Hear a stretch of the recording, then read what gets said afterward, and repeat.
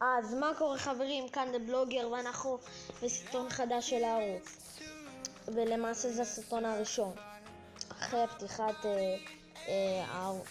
אז בסרטון הזה אני הולך להראות לכם את המשחק הסודי של חברת אנדרואיד. אני לא יודע אם גם לחברת אפל יש, אבל אני בטוח מאוד שלאנדרואיד יש.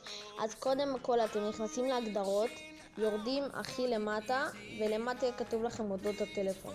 אתם נכנסים לאודות הטלפון, ואז אתם נכנסים למידע תוכנה,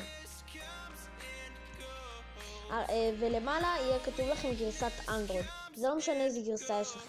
אתם לוחצים לחיצה ארוכה, נגיד לי זה גרסת אנדרואיד מרשמלו 6.0.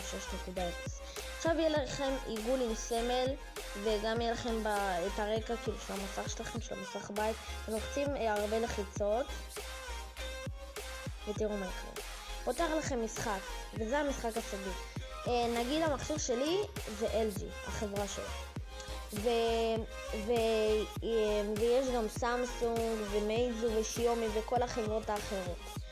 חוץ מאפל, אז לכל החברות האלה של אנדרואיד יש משחקים, אבל זה משחקים סודיים. אז נגיד ל-LG יש את המשחק הזה, שיש לך את הסמל של אנדרואיד ואתה צריך לעבור בין המרשמלואים האלה. כי שלי, הגרסה שלי קוראים גרסת אנדרואיד מרשמלו 6.0. אז ולכם, נגיד אם יש לכם סמסונג, יהיה לכם משחק אחר, אני לא זוכר איזה, אבל תבדקו אצלכם.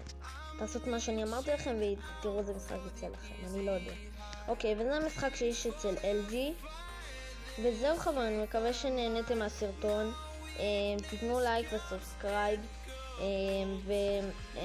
וסובסקרייב דרך אגב זה שם לערוץ אם אתם לא יודעים.